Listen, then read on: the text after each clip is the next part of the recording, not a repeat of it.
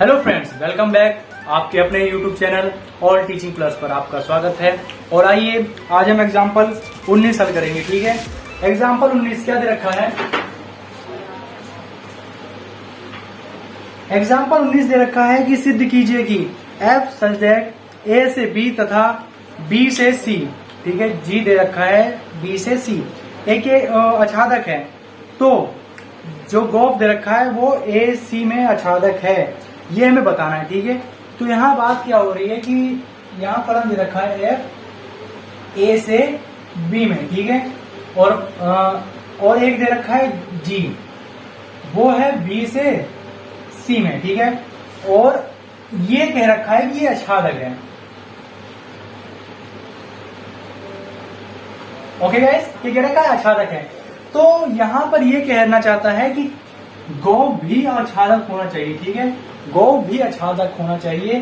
तो यहां हम बात कर लेते हैं, तीन फलन ले लेते हैं, तीन समुच्चय ले लेते हैं। ठीक है, इसे a मान लेते हैं, इसे b मान लेते हैं, इसे c मान लेते हैं। ठीक है, ये फलन f हो जाएगा, इसमें संबंध जो विशेष होगा, इसमें जो संबंध होगा वो हो जाएगा g।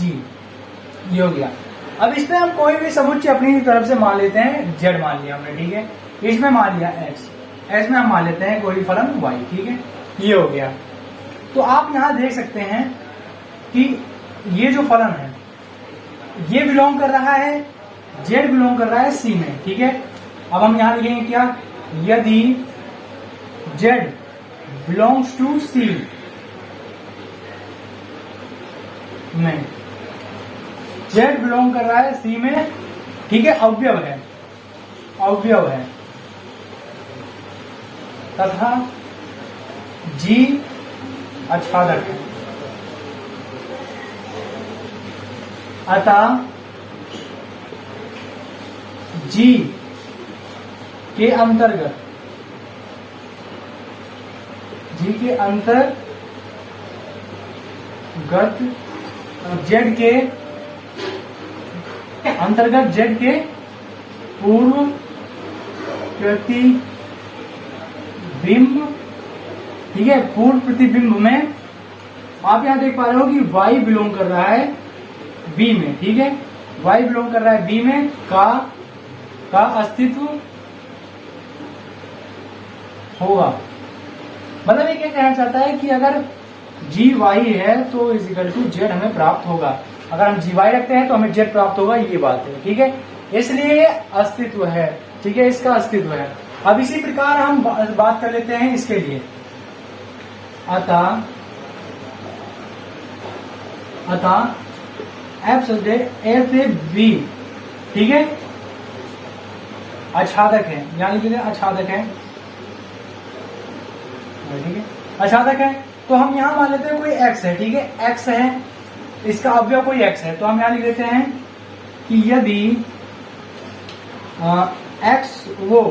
यदि y बिलोंग्स टू b, ठीक है, b में बिलोंग कर रहा है, में अवयव है, ठीक है, में अवयव है,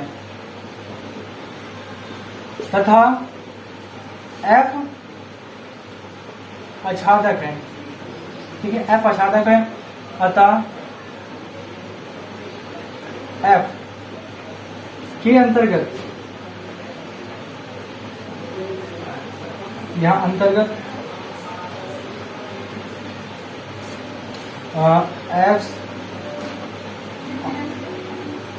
f के अंतर्गत y, ये y के पूर्व प्रतिबिंब, देखिए सेम ऐसे लिख रहे हैं, में बस यहां अंतर हो गया है अवयव में x बिलोंग करेगा b में, ठीक है, का अस्तित्व होगा, इसका अस्तित्व होगा। मतलब कि अगर हम fx रखते हैं तो हमें y प्राप्त हो जाता है। ठीक है, ये बात है। इस प्रकार ये हो गया, fx रखा तो हमें y प्राप्त हो गया, ठीक है, ये प्राप्त हो गया। अब हम यहां निकाल देंगे, अतः गोफ निकाल लेते हैं हम, गोफ x। तो यहां पर हमें प्राप्त होगा g f x, यहां हमने एफ एक्स का मान निकाल लिया, हमें वाई मिल गया है। ठीक है, तो जी वाई और जब हम y रखेंगे यहाँ पर, यहाँ y रखेंगे इसी के स्थान पर y, इसका मान ये हमें प्राप्त हो जाएगा z। ठीक है, तो आप देख रहे हैं कि ये प्रमाणित हो गया है कि ये गौ भी आच्छादक है। तो हम लिखेंगे अतः यह परिणाम निकलता है कि गोफ भी आच्छादक है। ओके गाइस, ये हो गया, नोट कर लीजिए। इससे अगर जुड़ी आपको कोई भी प्रॉब्लम या परेशानी आती है या आपको कोई दिक्कत आ रही है तो आप हमारे कमेंट बॉक्स में कमेंट कर सकते हैं और आप हमें बताइए कि क्या आपको दिक्कत आ रही है। हम अगली वीडियो में उसे दूर करने की कोशिश करेंगे या एक नई वीडियो बनाकर आपके लिए डाल देंगे।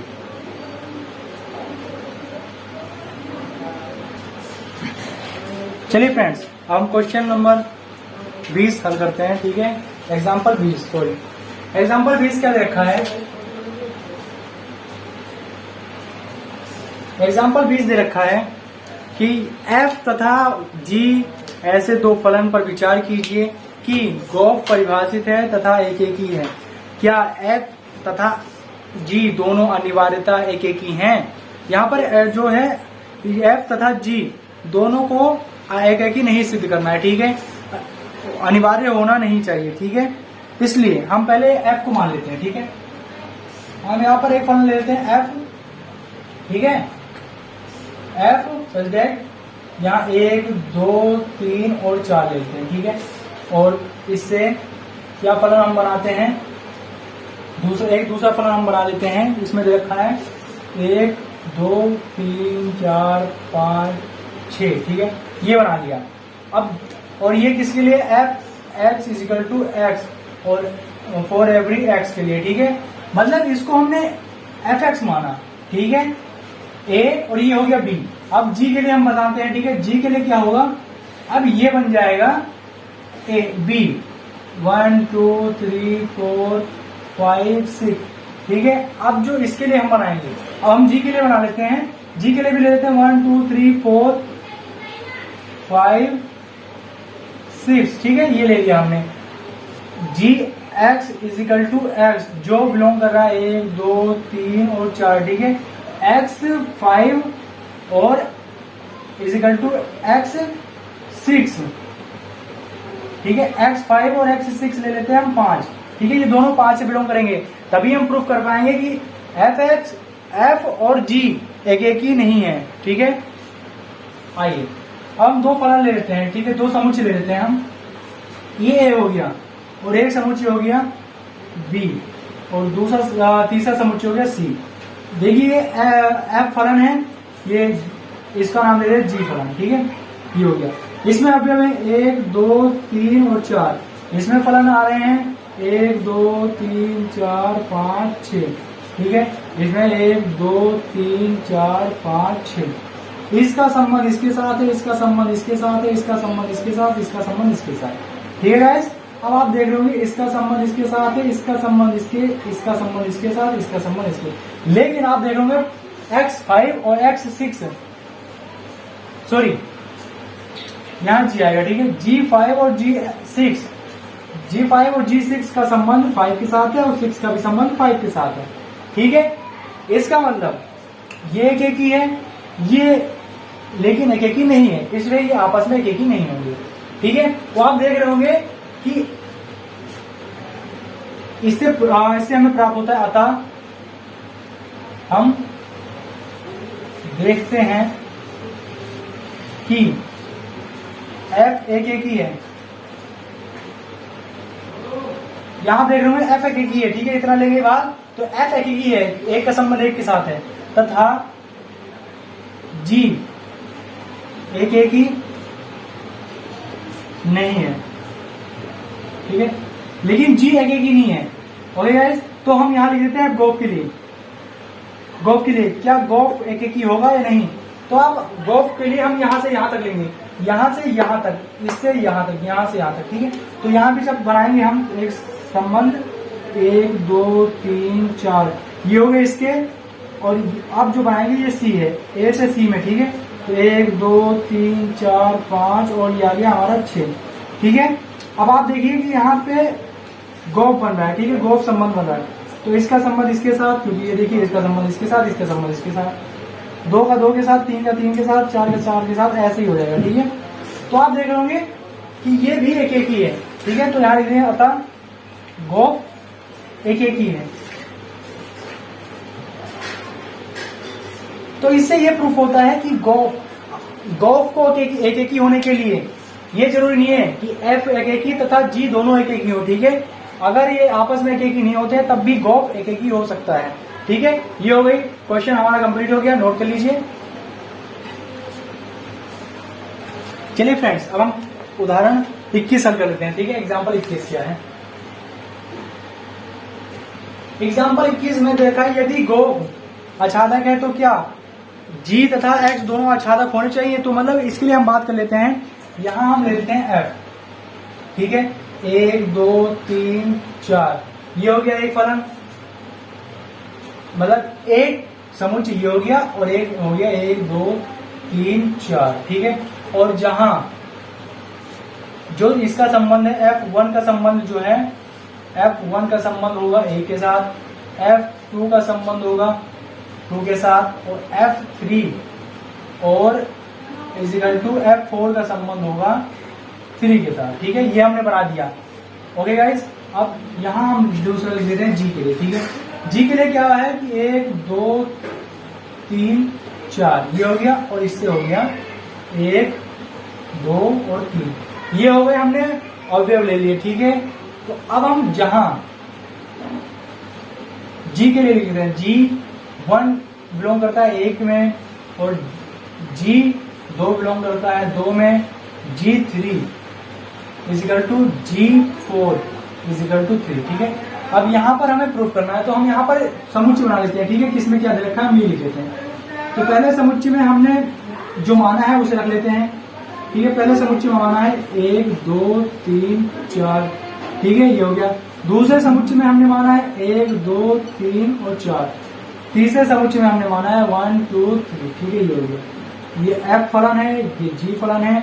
1 का संबंध 1 के साथ कर दिया, 2 का संबंध 2 के साथ, 3 का संबंध 3 के साथ, 4 का संबंध 3 के साथ, ठीक है। इसके अनुसार जैसा हमने इसको बनाया है, ठीक है, इसका संबंध इसके साथ, इसका इसके, और 3 और 4 का 1 के साथ। तो आप यहां देख रहे होंगे कि यहां पर एफ में आच्छादक नहीं है। क्यों? आच्छादक में कंडीशन होनी चाहिए। कंडीशन ये है कि जो हमारा ए और बी सी अवयव है, ये दोनों तीनों समुच्चय हैं, तो हम अभी एफ की बात कर रहे हैं, फलन एफ की। तो उसमें जो बी है उसमें कोई अवयव संबंध बनाने से शेष नहीं जाना चाहिए ए से। तो इसलिए हम यहां लिख देते हैं अतः एफ आच्छादक नहीं है। क्यों? क्योंकि एफ फलन में इसका जो बी अवयव है, बी के अवयव है, उनमें एक शेष रह गया, इसलिए नहीं है। तो आप देख रहे होंगे जी के सारे अवयव ए से संबंधित है, इसलिए ये, लेकिन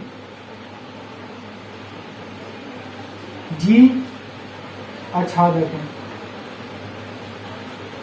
ठीक है, जी आच्छादक है। अब हम बात कर लेते हैं गोफ के लिए की, ठीक है। हम गोफ के लिए बात कर लेते हैं।